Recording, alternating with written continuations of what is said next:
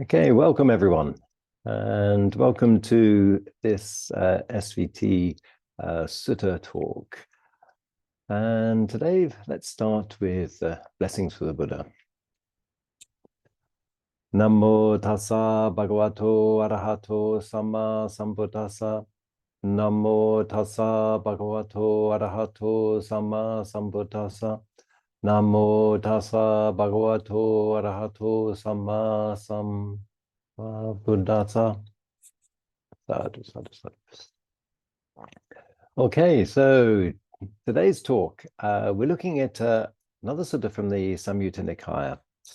And it's one that really looks in detail at the Brahmaviharas and how they need to be applied,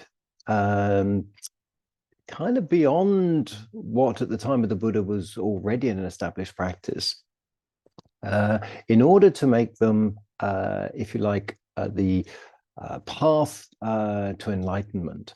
So the Brahmaviharas were already well established, and they would, in the philosophy of the times, they would have been described as paths to rebirth in the Brahmalokas and into the higher realms. And what the Buddha did in his work with the Brahmaviharas and his approach was to transform them into a vehicle of enlightenment. And this is particularly interesting for us who practice using TWIM, because the principal practice with TWIM is to work through the Brahmaviharas. Bhante Vimramsi was also happy to teach TWIM through breath-based meditation, but his opinion was that the Brahmaviharas were an easier vehicle. And we can begin to understand that if we consider what the Buddha said about the Brahmaviharas, that they were states, blameless states. And he said, if you were to cultivate these states, there would be no harm to yourself, to others, or to yourself or others. And also he said that if you were to get attached to anything, then be attached to the Brahmaviharas because of that, because they are blameless states. But his advice was also that, clearly, that we shouldn't develop attachment to any particular state. So let's begin. So this is the Metta Sutta. It's Samyutta Nikaya. It's in the Bhajanga Samyutta, so that's chapter 46, and it is Sutta number 54. In the Bhikkhu Bodhi translation, it's on page 1608. On one occasion, the Blessed One was dwelling among the Kolyans, where there was a town of the Kolyans named Halidavasana. Then, in the morning, a number of students dressed and taking their bowls and robes entered Halidavasana for alms. Then it occurred to them, it is still too early to walk for alms in Halidavasana. Let us go to the park of the wanderers of other sects. So this begins to paint a picture which is really interesting, that there were many sects, and the Buddha and his followers would have been one group amongst many. So there would have been a lot of cross-fertilization and discussion between sects, and perhaps even a degree of competition for patronage from people who are donating not only just food, but also support. And we see in many other suttas that each of these sects could have a very considerable number of followers. Then those students went to the park of the wanderers of other sects. They exchanged greetings with those wanderers, and when they had concluded their greetings and cordial talk, sat down to one side. The wanderers then said to them, "Friends, the ascetic Gotama teaches the Dharma to his disciples thus. Come, students, abandon the 5 hindrances, the corruptions of the mind that weaken wisdom, and dwell pervading 1 quarter with a mind imbued with loving kindness, likewise the 2nd quarter, the 3rd quarter, and the 4th quarter. Thus above, below, across, and everywhere, and to all as to oneself. Dwell pervading the entire world with a mind imbued with loving kindness. Vast, exalted, measureless, without hostility, without ill will. And then dwell pervading 1 quarter with a mind imbued with compassion. Likewise the 2nd quarter, the 3rd, and the 4th. Above, below, across, and everywhere, and to all as oneself. Dwell pervading the entire world with a mind imbued with compassion, vast, exalted, measureless, without hostility, without ill will. And dwell pervading 1 quarter with a mind imbued with mudita, altruistic joy. Likewise the 2nd quarter, the 3rd quarter, and the 4th quarter. Thus above, below, across, and everywhere, and to all as to oneself. Dwell pervading the entire world with a mind imbued with altruistic joy, vast, exalted, measureless, without hostility, without ill will. Dwell pervading 1 quarter with a mind imbued with equanimity, likewise the 2nd quarter, the 3rd quarter, and the 4th quarter, thus above, below, across, and everywhere, and to all as to oneself.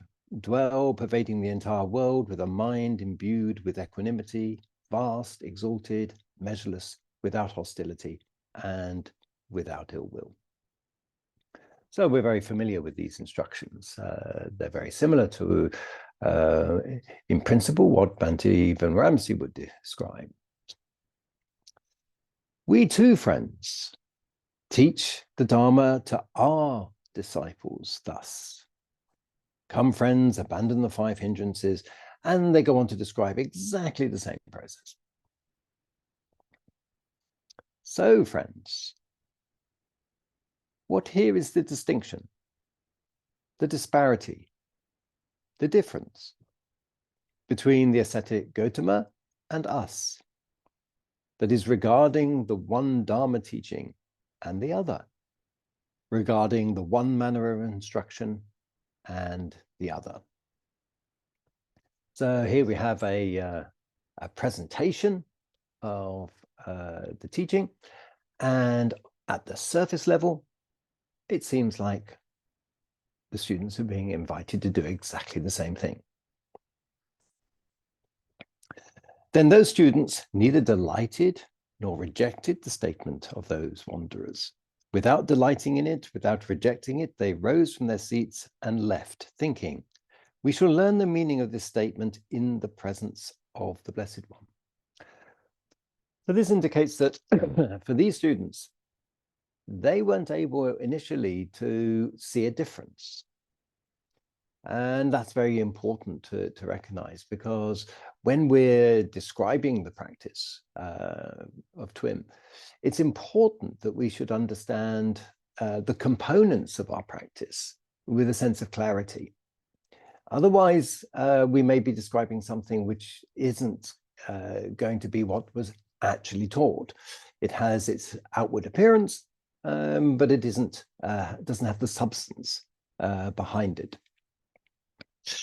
Then, when those students had walked for alms in the town and had returned from the alms round after their meal, they approached the Blessed One.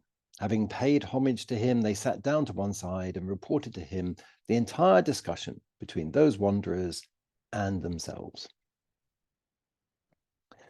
And the Buddha said, students, when wanderers of other sects speak thus, they should be asked, friends, how is the liberation of mind by loving kindness developed? Now, as we might expect, this is a very incisive question, because one of the things about working with the loving kindness or any of the Brahmaviharas is it's very similar in some respects to working with the jhanas. Each of the Brahmaviharas have certain attributes which we're familiar with. So the loving kindness has the sense of joy, expansive joy, for instance. Now, Bhante Vimramsi was very clear. He said, do not concentrate on the attribute of the Brahmavihara. What we're using the Brahmaviharas for is as a wholesome base in which to bring the mind back to. If we over-identify with the attribute of one or other of the Brahmaviharas, we will take that attribute as the object of our attention. And if we take that attribute as the object of our attention, then we will develop a one-pointed concentration on that attribute. Now, that attribute may feel a very positive thing, like joy. But Bhante Vimramsi was very clear that that's not what we should be doing in this instance. We want to return to an awareness of the loving kindness, but we need that awareness to be in the sense of a collected mind rather than in a concentrated mind.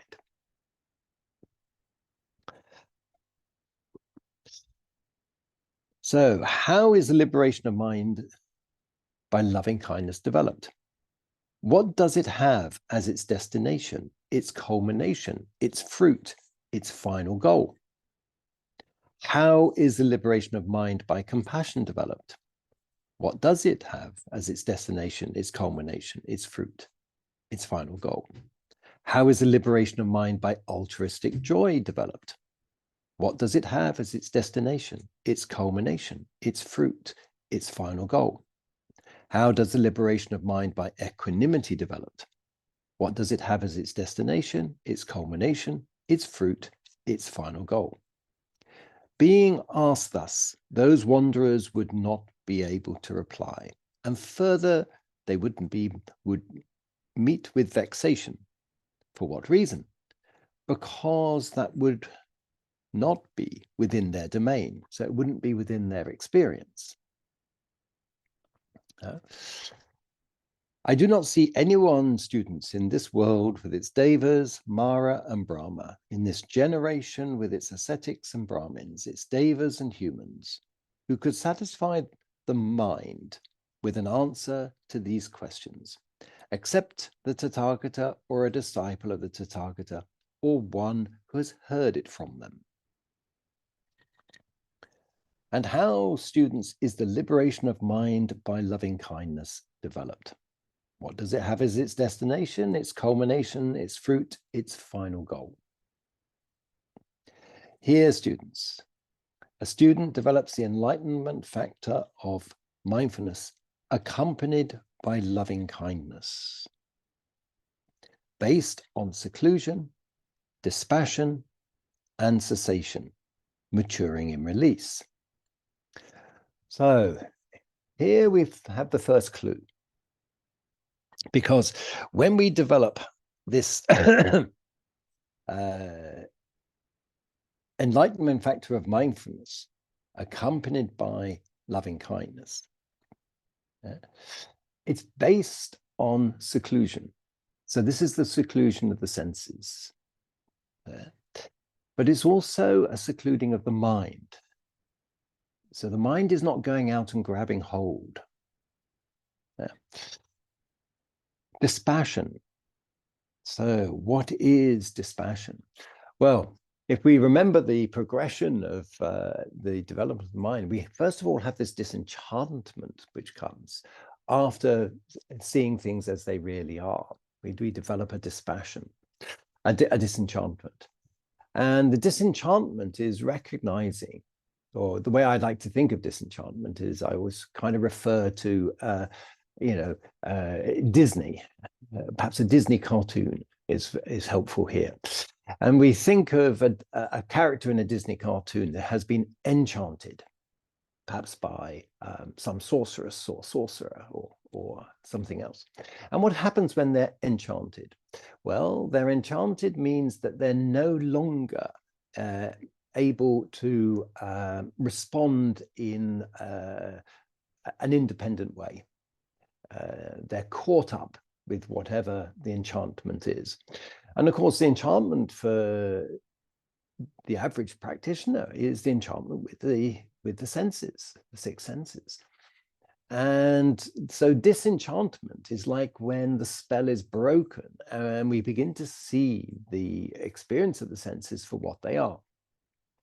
So a useful experience of this is, of course, to see that the experience is impermanent, for instance, and that our experience is not under our control.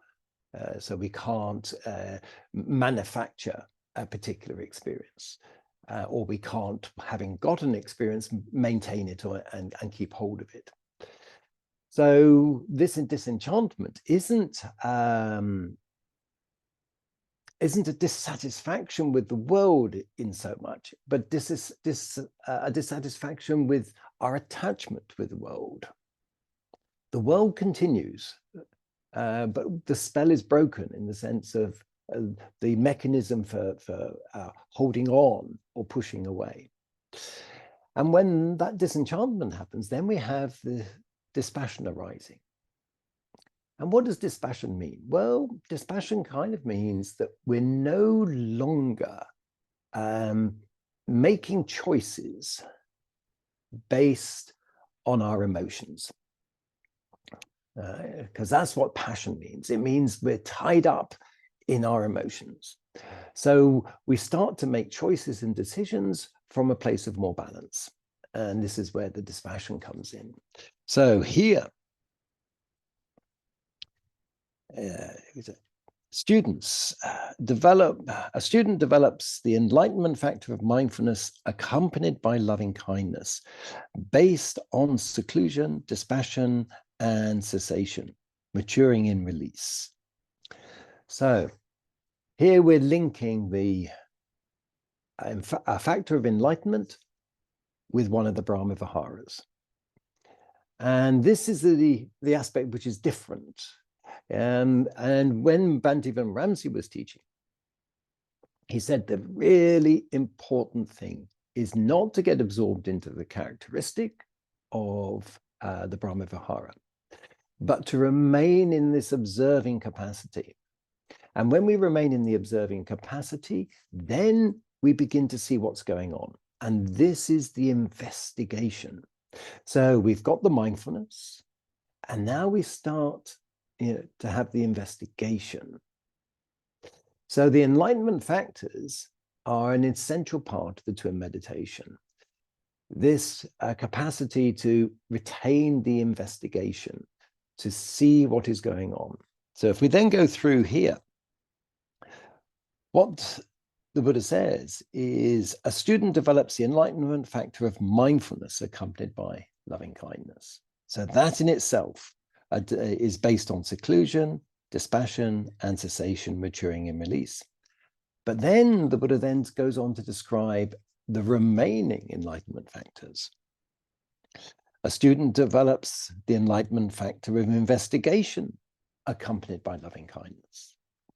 The enlightenment factor of energy accompanied by loving kindness. The enlightenment factor of joy, of tranquility, of collectedness, and finally, if you like, the enlightenment factor of equanimity accompanied by loving kindness, based on seclusion, dispassion, and cessation, maturing in release. So what we have here is an important aspect, which is if we get absorbed into a characteristic of one of the Brahmaviharas, we don't have this investigation. We simply absorb into that characteristic. But if we retain our ability to remain objectively aware as we go through the different enlightenment Brahmaviharas, we can then apply the factors of enlightenment to our experience. And we can begin to see these. So the investigation is there. So the mindfulness is set up, the investigation, because we have clearer seeing through the mindfulness, we begin to see the characteristics of what we're observing. So this is the investigation. As the investigation's up, there's a natural joy that arises. And this is important to recognize, because with the natural joy then, or the energy, the investigation generates the energy, and with that energy, there's a joyfulness. And with the joyfulness, there's a tranquility. With the tranquility, there's a collectedness, then the mind naturally becomes more collected. And with that collectedness, the mind becomes more equanimous. So the factors of enlightenment, I suppose the clue is in that collective name. Without the factors of enlightenment, the practice can't take us towards enlightenment. It takes us towards absorption and concentration.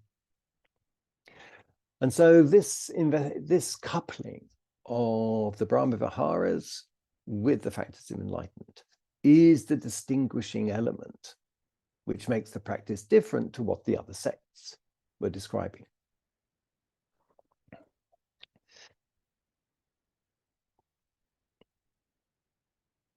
So having linked all of these different factors of enlightenment to the loving kindness, the Buddha then goes on to describe this.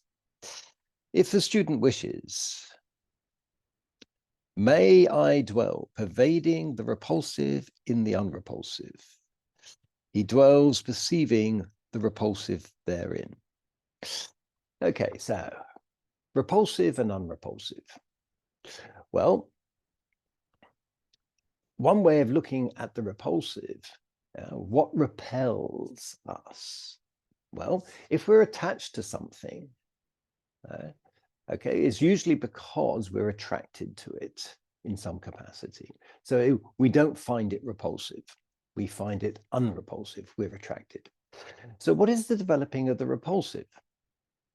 Well, it can be as simple as seeing impermanence in what we're attracted to. Because what we're looking to do is decouple that strong connection. And if we can recognize that something is impermanent, then we see it for what it is, rather than wanting to hold on to it. Because anything that's impermanent can't be held on to. And the mind begins to understand that. Now, the Bhante Ramsey sometimes described, when attraction is really, really strong. And he once described having a series of students who were quite young. They were students at university, and they found there was a strong attraction between the sexes. And they were asked, what can we do about this? And his advice was, well, when you find that, just imagine turning the body inside out. And so his invitation there was to see more clearly everything that was encapsulating the attraction. And so this would be an exercise in seeing what was being attractive, and then seeing what might be unattractive within what was attractive. So this was another way of working with this. But this is for very strong attractions, which are so distracting to the mind. But there is in daily life so many minor attractions going on all of the time. And so working with those, it's helpful to recognize the impermanence, to recognize that something that we're eating that we're really enjoying, we can't hold on to that experience. It doesn't mean that we can't enjoy it at the time. But if we get distracted by that enjoyment, by wanting to keep repeating it or holding on to the experience, then the mind becomes more obsessed with that experience. And so the invitation here is to deal with those obsessions in the mind by recognizing a particular characteristic of them, not imposing a characteristic, not saying that everything is bad and shouldn't be engaged with, but just seeing it more clearly. And impermanence is a very helpful way of doing that. recognizing, if we think about eating, it's a little exercise I used to do on some meditation retreats that I used to run, and where we would be working with eating. And I'd invite people to recognize when they experienced the pleasure of the eating. And what often happens is we have this pleasure on the first bite or the first taste. And then often our capacity to be aware of what we're eating just diminishes with each subsequent experience until we get to almost to the end of the meal or what's on the plate. And then it's like, oh my goodness, I need to turn up for these last few mouthfuls. And so we experience the pleasure of it in those last few mouthfuls. And then that's often why we then want more, because we realize that we needed to have experienced this more. And one of the things that we need to recognize is the fact that that experience just shows us that even the pleasure of eating is impermanent. And as long as we can recognize impermanence in our experience, then we can turn up for things that are pleasant without having to hold on to them. So the Buddha said that once we recognize the impermanence in things, once we recognize how we cling to things because we want this repetitive experience, once we let go of that, then our whole mind and body experience is there for our welfare and happiness. And so what we're looking here is to have a balanced approach to any experience.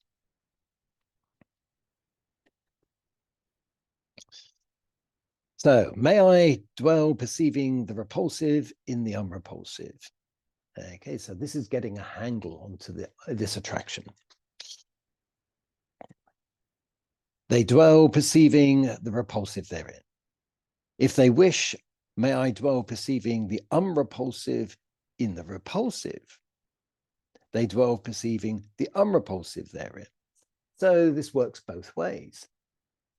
Seeing the impermanence in the unrepulsive, in other words, the things we're attracted to. But then what is our relationship to things that are repulsive in our lives, things not the way we would like them to be? Well, we also need to work with our aversion here, which is kind of the other side of the coin to attachment. What is the nature of our aversion to that? Because, one of the things that we're averse to repulsive experience is that we fear it's going to stay. And so again, if we look at impermanence here, this is very helpful, that this too will change. And so, the impermanence of it is actually quite attractive. And so this is, in part, is a way of thinking of seeing the unrepulsive in the repulsive.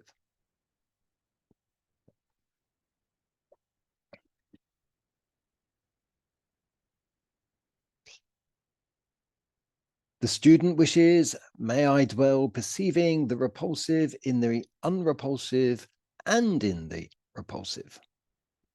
Okay, so this is, if you like, can I be balanced with both the repulsive and the unrepulsive? And also the other way around here. And they dwell perceiving the repulsive therein, and they wish, may I dwell perceiving the unrepulsive in the repulsive and the unrepulsive. So seeing the unrepulsive in the repulsive and the unrepulsive. So what's being described here is a level of balance of mind, so that the mind is not disturbed, whatever is coming towards it.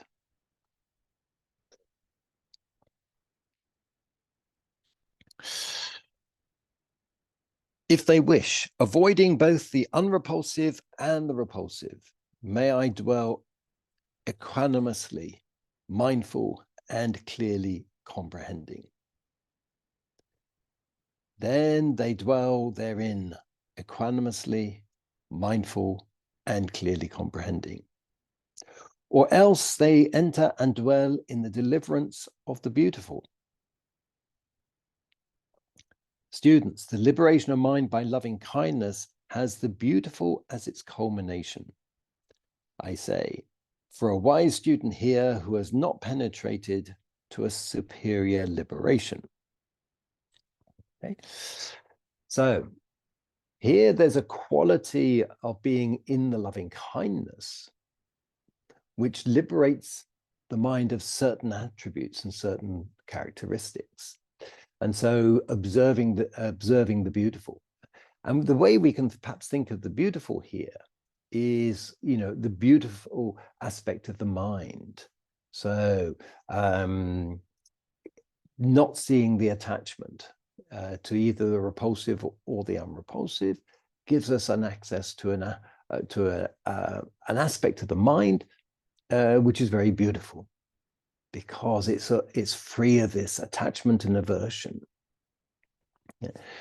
The mind may not be fully liberated at this stage, but this is still a very beneficial state.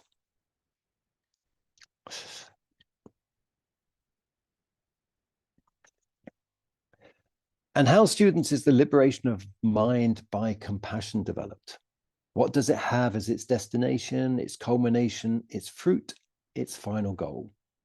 Here, students, a student develops the enlightenment factor of mindfulness accompanied by compassion, based on seclusion, dispassion, cessation, maturing in release.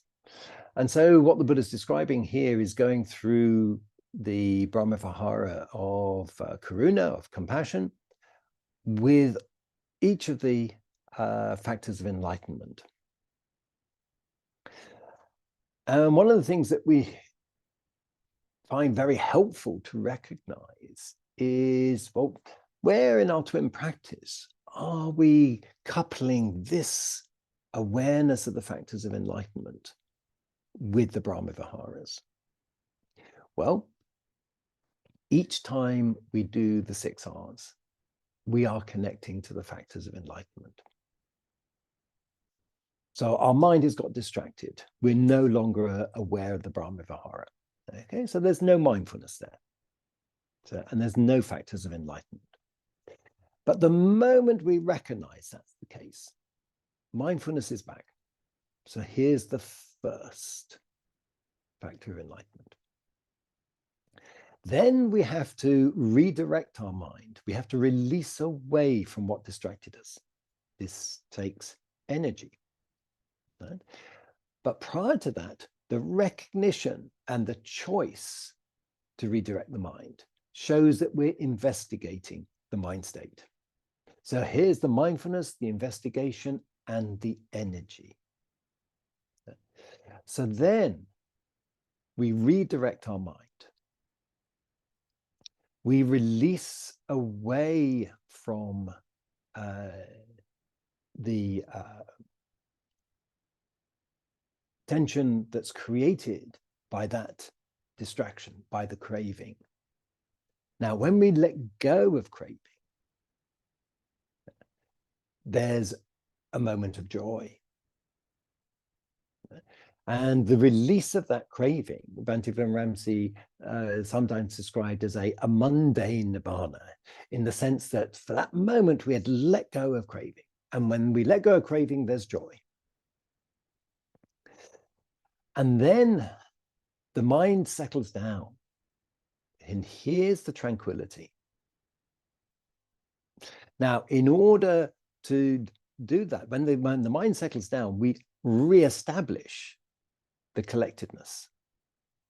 So the mind, when it got distracted, had become very focused on that distraction. So it closed down. And that's the opposite of a collected mind. But when we release away from the attachment, so release the tension around our brain and the craving, and the joy comes up and the mind settles down, it also expands. And this is the collected mind. It now has this wide awareness. When we continue to do the 6 R's like this, what we're encouraging is our mind to continually come back to a state of equanimity, which is the 7th factor. So we can see that all of the factors of enlightenment are present in that process of doing the 6 R's. But we need to do the 6 R's not as a mantra, not as a way of beating our mind back into position, but in a way that shows us what's going on. So it's important that we develop this capacity to observe and see all of the links that are happening there, to see what took us away from our awareness of the Brahmavihara to start with and what brought us back. When we do that, then we build our wisdom. Okay, so with compassion, we're going through all of the factors of enlightenment.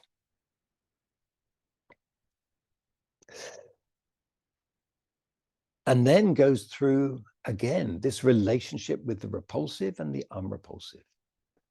The things that attract us and the things that repel us. So this is an intimate understanding of craving.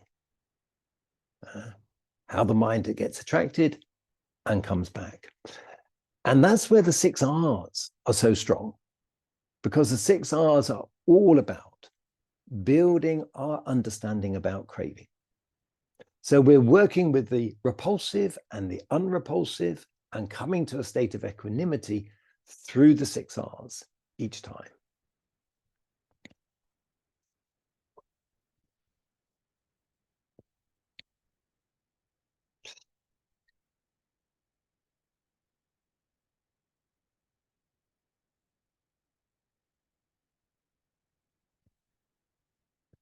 So when we previously we were looking at the loving kindness, and the culmination of the loving kindness was the beautiful.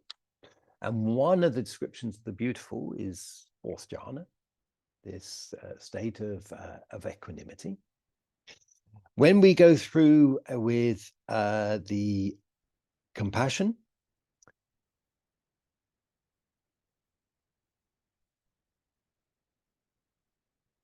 avoiding both the unrepulsive and the repulsive, the student dwells equanimously, mindful, and clearly comprehending. Then they dwell therein equanimously, mindful, and clearly comprehending. Or else, with the complete transcendent of perceptions of forms, with the passing away of the perceptions of sensory impingement, with the non-attention to the perceptions of diversity, aware that space is infinite, the student dwells in the base of infinite space. Students, the liberation of mind by compassion has the base of infinite space as its culmination. I say, for the wise student here who has not penetrated to a superior liberation. So here's the link between compassion and infinite space. And the jhana of infinite space. So it's important to recognize here that as we begin to progress through the Brahmaviharas, we're beginning to step through the progression of the jhanas. But just like we don't want to take an attribute of the Brahmavihara as our point of attention, but we just want to use it as a reference place to return to. Equally, in the jhanas, we don't want to take any aspect of the jhana as our object of attention. So we want to be aware of infinite space. We don't want to absorb into the experience of infinite space. And we know that from this sutta, because if we were to absorb, we wouldn't be aware of the factors of enlightenment, because we wouldn't have the investigation going on. So here is a correspondence with what Bhante Ranamasi was describing as just using the Brahmaviharas as an anchor for the practice, somewhere to return to. And one of the things that he said was that the Brahmaviharas were the most positive anchor to have. You could use the breath, but he said the breath was neutral. So you're returning to something which is neutral.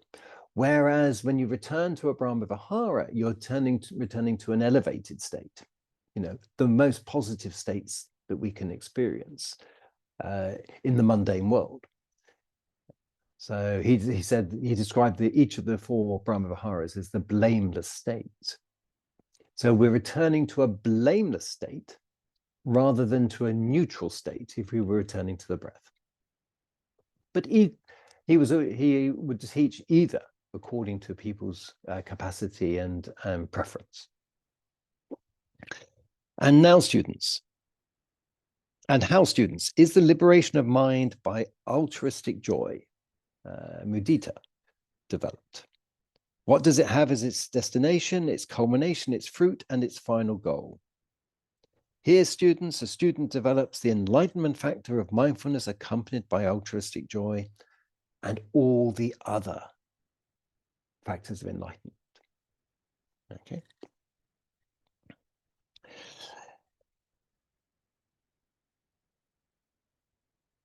He then goes on to say, may I, if the student wishes, may I dwell perceiving the repulsive in the unrepulsive. He dwells perceiving the repulsive therein. He goes on to perceive the unrepulsive and the repulsive equally in a balanced way. So the way I would understand this is basically the description of the 6 R's. Whatever comes up in the mind, Bhante Ramsey would say, any movement away from your chosen object of reference, which is the Brahmavihara, we 6 R from. So something that's attractive, something that's repulsive, whatever it is, we 6 R. And by doing that, we're constantly training our mind to come more into an equanimous state. And that's what's being described here. Building an equanimous mind in relation to the repulsive or the unrepulsive.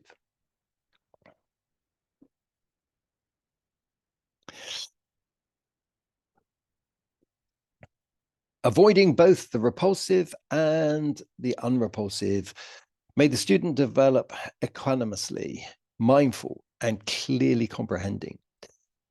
Then they dwell therein, equanimously, mindful, and clearly comprehending, or else by completely transcending the base of infinite space, aware that consciousness is infinite. They enter and dwell on the base of the infinity of consciousness. Students, the liberation of mind by altruistic joy has the base of the infinity of consciousness as its culmination. I say for a wise student here who has not penetrated to a superior liberation. So the Buddha's recognizing that the development of the Brahmaviharas helps liberate the mind from different attributes. And this is of value. But he's saying, don't stop there. There's more to be done. And how, students, is the liberation of mind by equanimity developed? What does it have as its destination, its culmination, its fruit, its final goal? Here, students, a student develops the enlightenment factor of mindfulness accompanied by equanimity. So remember, this equanimity is the Brahmavihara of Upekkha. And each of the factors of enlightenment, again, are developed in respect to this Brahmavihara. So we go through the mindfulness. That creates the investigation. With the investigation, that creates energy. With the energy, that creates joy. With the joy, the mind begins to settle down. there's the tranquility. With the tranquility, the collectedness of mind develops. And with that collectedness comes equanimity.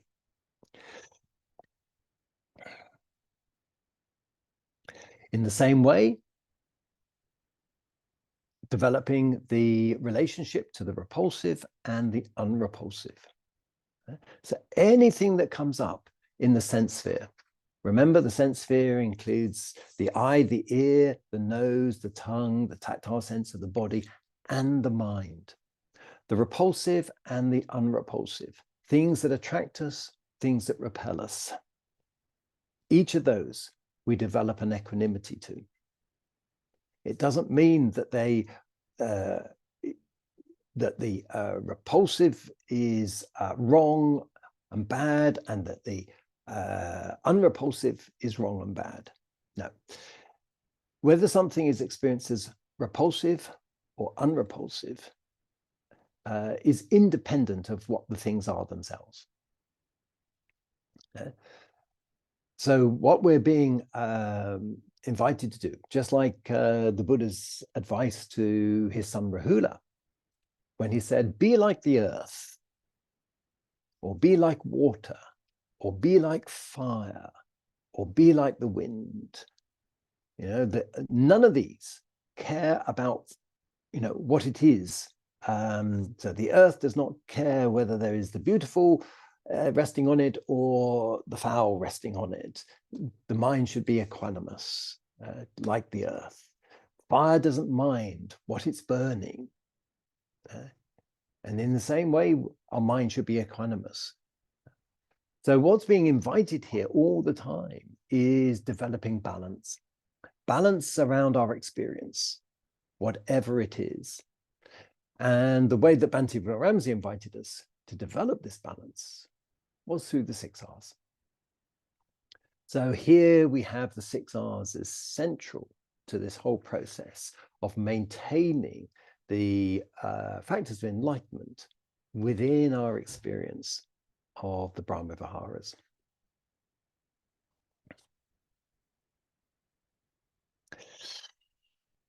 Avoiding both the unrepulsive and the repulsive, may the student dwell equanimously, mindful and clearly comprehending. Or else by completely transcending the base of infinite consciousness, aware that there is nothing, the student enters and dwells in the base of nothingness. Students, the liberation of mind by equanimity has the base of nothingness as its culmination, I say. For a wise student here who has not penetrated to a superior liberation. So what we have here describing is a very clear presentation of the importance of working with the hindrances. Because remember, the Sutta starts with, you know, releasing away from the hindrances. So when we release away from the hindrances, we open the doorway to the jhanas. But also what's being described here is the link between the Brahmaviharas and those jhanic states. And saying that when we work with the Brahmaviharas, work with the factors of enlightenment, we extend our practice up to the state, the sphere of nothingness. Now, that would be the same for someone practicing the Brahmaviharas without the factors of enlightenment. The difference here is that we move from the nothingness to the state of neither perception nor non-perception. Now, that is still available to people who are practicing through the Brahmaviharas, as indeed were the Buddha's early teachers. He became, his first early teacher took him to the sphere of nothingness and said, this is the ultimate, and invited the Buddha to sit alongside him and teach alongside him. His second teacher recognized that the Buddha had gone beyond nothingness and had gone into the neither perception nor non-perception, which was beyond where that teacher understood, but his teacher had previously been able to do it. So then he recognized that the Buddha had gone beyond his own understanding. So he asked the Buddha to replace him as the teacher. But the Buddha still understood that there was more to be done. And what is that understanding that there's still more to be done? That comes with the clear comprehension that comes from the factors of enlightenment. So in this sutta, avoiding both the unrepulsive and the repulsive, may I dwell equanimously, mindful, and clearly comprehending. The clear comprehension comes from the factors of enlightenment. And so that's the understanding that there's still more to be done. Whereas if we're simply working through the Brahmaviharas, then equanimity, we can go no higher than equanimity. And the Buddha described the equanimity of the Brahmaviharas as the highest state that can be experienced, the highest mundane state that can be experienced. But there's still more to be experienced beyond the mundane states. So this is the end of this sutta. What I find really helpful in this sutta is this linking of the factors of enlightenment, this discriminating mind, this mind that's the observer, being coupled with the Brahmaviharas, and the way the Brahmaviharas are tied into the jhanas. So it begins to give, if you like, an in-depth description of what Bhante Vimalaramsi described as the path that the TWIM meditation takes us through. It's not the whole story, because we need to move beyond equanimity, but that's as far as the Brahmaviharas can take us. Because when we move from nothingness to neither perception nor non-perception, we move from, in the state of nothingness, we're still able to radiate equanimity. But then when we begin to transition into neither perception nor non-perception, this point of transition, Bhante Vimalaramsi described as the quiet mind. And that's when we notice that the radiating of equanimity becomes too much effort. Even that subtle radiating of equanimity becomes too much effort in the mind. And when we release away from that, what we notice is the mind comes back in to the state of quiet mind. So in quiet mind, we're transitioning from the highest level of the Brahmaviharas into the state of mind, which is going to be neither perception nor non-perception. So what we're doing is we're beginning to condition our mind to move from a mind that has been working with nimittas, signs. Each of the Brahmaviharas is a nimitta, is a signed state. We're beginning to condition our mind to focus on the signless. So we have to leave the Brahmaviharas behind. This is the process of progressive relinquishment as we go through. We relinquish different attributes of the Brahmaviharas as we pass through. We relinquish different aspects of the jhanas, each jhana, as we go through. And it's what's important to recognize here is that equanimity, for instance, is one of the factors of loving kindness. It's an attribute of loving kindness. The equanimity is there. But as we relinquish different states, go through, the equanimity gets a more dominant factor until we're into upekkha, which is pure equanimity. But even that equanimity has to be relinquished. So we no longer radiate the equanimity, which we're doing in the state of nothingness. That in itself then is relinquished as we're in this transitionary state through to neither perception nor non-perception. And that state is getting us used to the fact that we're moving from the signed to the signless. And it's only if we're successful in doing that do we actually have that experience of nibbana, which is the signless state. Okay, so in a short sutta, there's so much. Let's just take a few moments just to sit and reflect, not necessarily on the content, but just let the mind settle down. So just sit comfortably for a moment.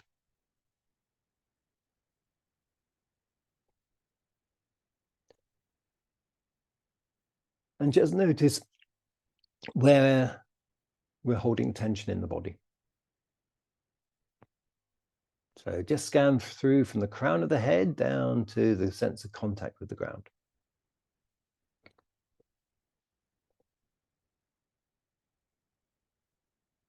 And then one of the things we can do is just bring physical release of tension into the body. So just softly rotate your inner thighs. It's a medial rotation, a rotation to the midline. It can be a thought, or it can be the smallest of movement, just to release out your hips and your lower back. Then drop the inner edge of your shoulder blades down your spine. It doesn't drop the shoulders, it allows shoulder blades to rotate, and you create space around your spine. Softly smile and relax the crown of your head. And see if by doing that you bring a freedom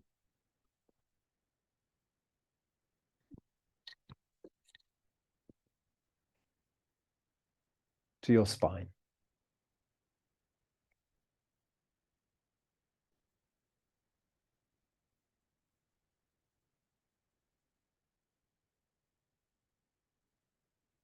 Just connect to your breath for a moment.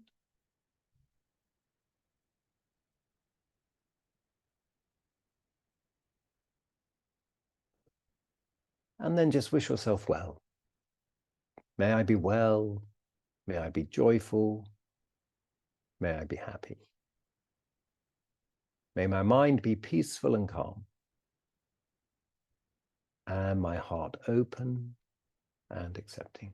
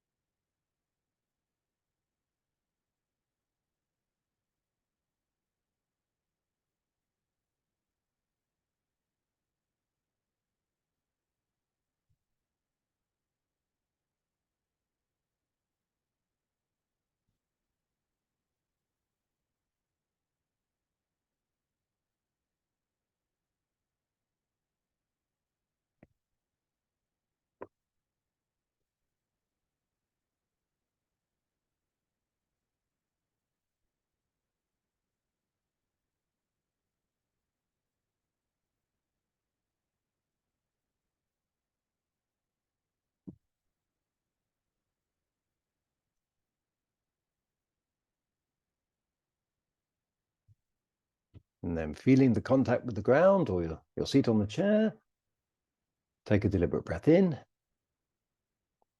and out. And gently open your eyes. So now is your opportunity to reflect on what you've heard this morning and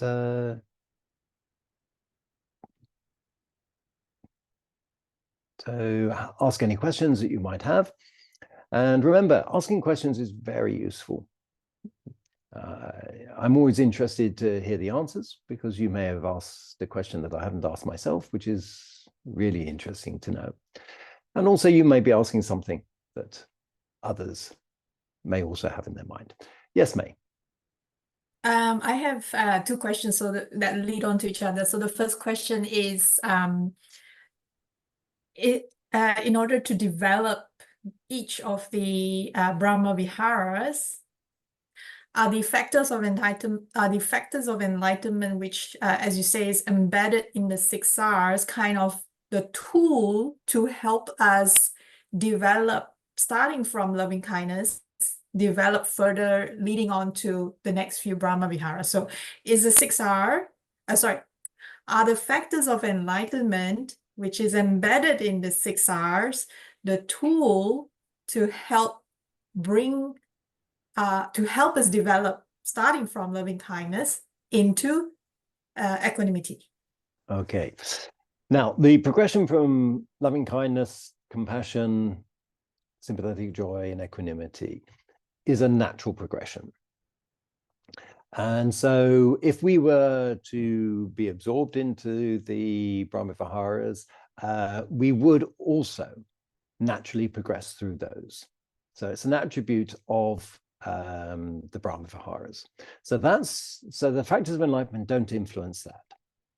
What the factors of enlightenment do through the 6 R's is make sure that we don't absorb into an aspect of the Brahmavihara and therefore go down a concentration route, but keep us in this collected mind.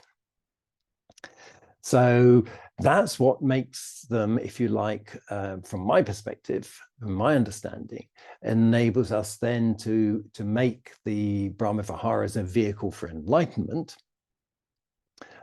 compared to the more traditional use of the Brahmaviharas as a way of accessing the Brahmaloka. So the factors of enlightenment, if you like, are the aspect which in Majjhima Nikaya 111, where we have Sariputta going through the jhanic states, it is the fact that we have the investigation going on that enables what's being described there is that within the jhana, we're remaining aware. And what we're describing here is that within the Brahmavihara, we're remaining aware of the aspects of the Brahmaviharas as well, rather than simply absorbing into a characteristic. So the factors of enlightenment do what they're, if you like, what's on the tin. They make sure that our experience becomes a factor of enlightenment rather than a factor of absorption.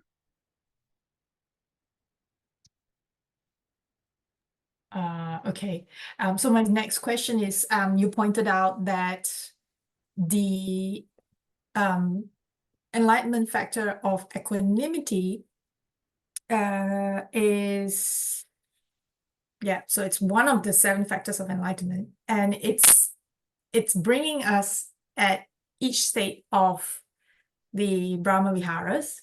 And interestingly, the 4th state of the Brahmavihara itself is also equanimity. So the question then is the equanimity factor of enlightenment different from the equanimity state of the Brahmavihara that we're cultivating? Or is it the same? Well, the answer is both. Because equanimity has a common aspect, which is the mind that is not disturbed. And in the factors of enlightenment, we're looking to develop that equanimity towards any individual experience. So if you like, it's the equanimity of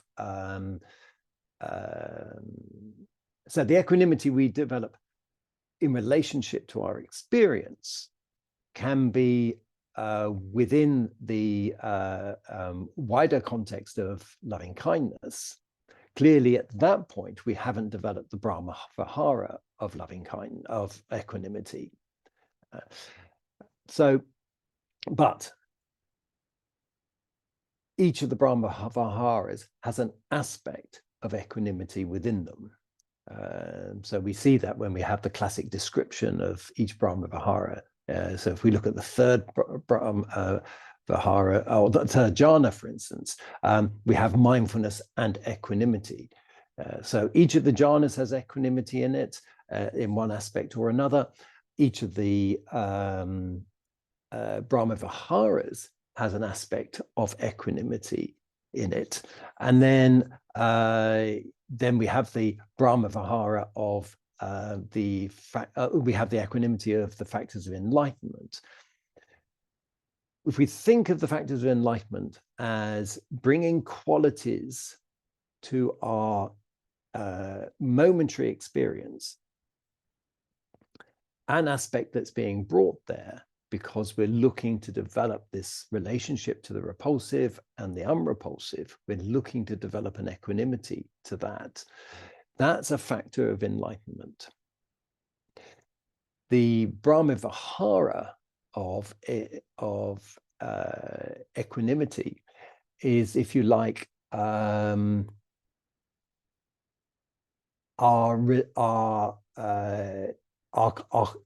that point, it's our complete embodiment. It's not just our relationship to something, it's our complete embodiment. We are the embodiment of equanimity. So I'm trying to think how else to describe this. It's no longer a response to a stimulus. It is the way the body is. It's the way the body and the mind is. So we are at that point completely equanimous. Whereas if we're developing the factors of enlightenment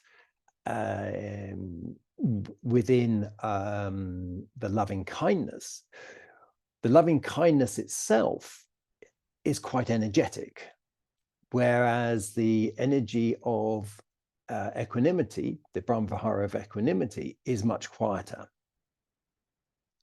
So clearly, once we're in the Brahmavihara of equanimity, energetically, we're in a different state. But we can still cultivate the equanimity as a factor of enlightenment within the loving kindness. So they're attributes of the same thing, but they aren't the same in the way they present at that time. Does that help?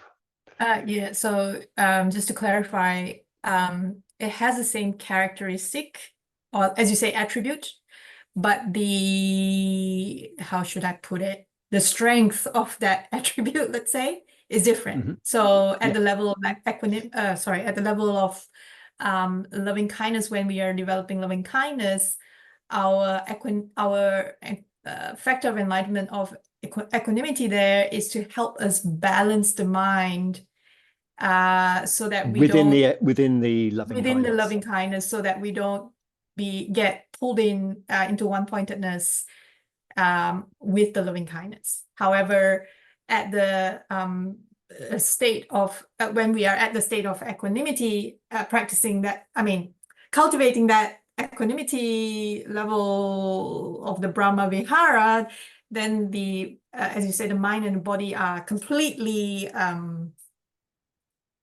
so the energy level, the state of the mind is how should I say, way more balanced than earlier. Okay. Okay. Thank you. Yeah. Okay, so let me just ask. So, Dr. Rohi, how did you find this particular sutta?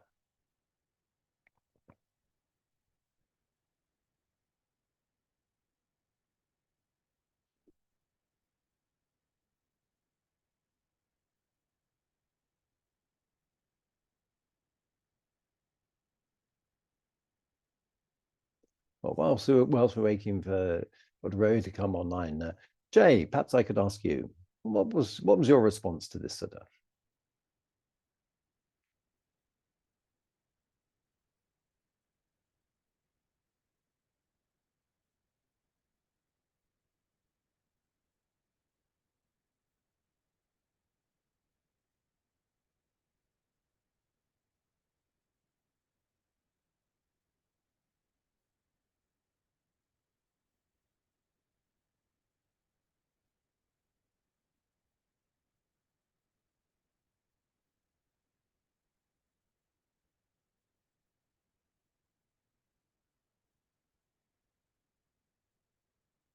maybe you can't hear me. Paul, how are you doing?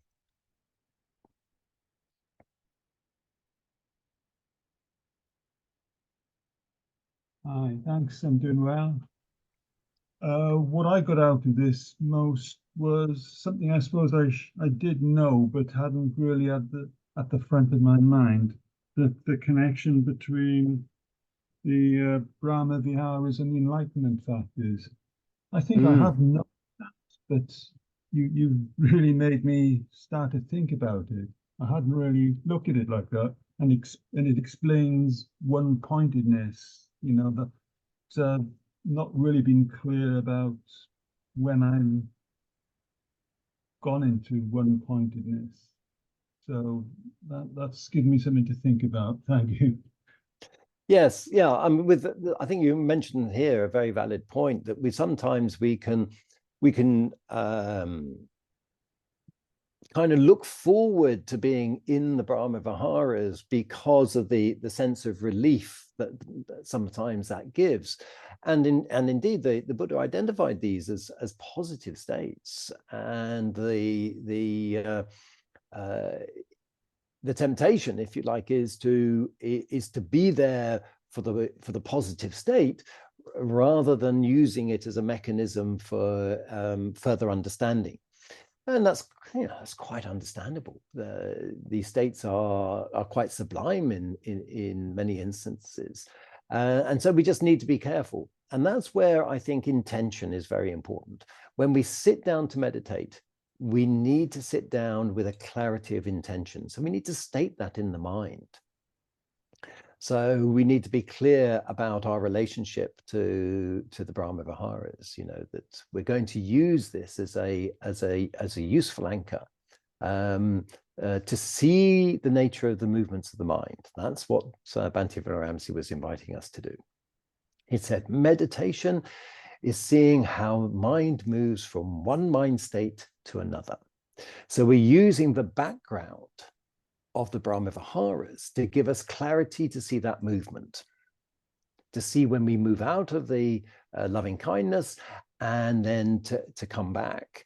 And if we set that clarity of intention when we sit, then there's less likelihood that we're going to get caught up in the actual feeling itself.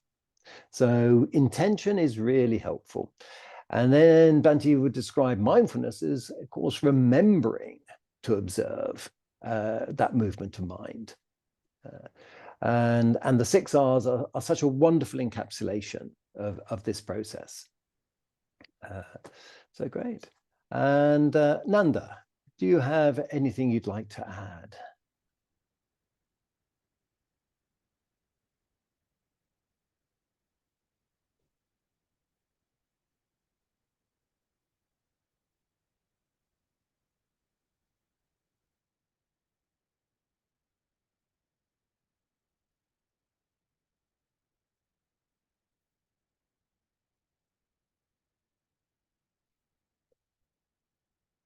Okay. So anyone like to add anything else?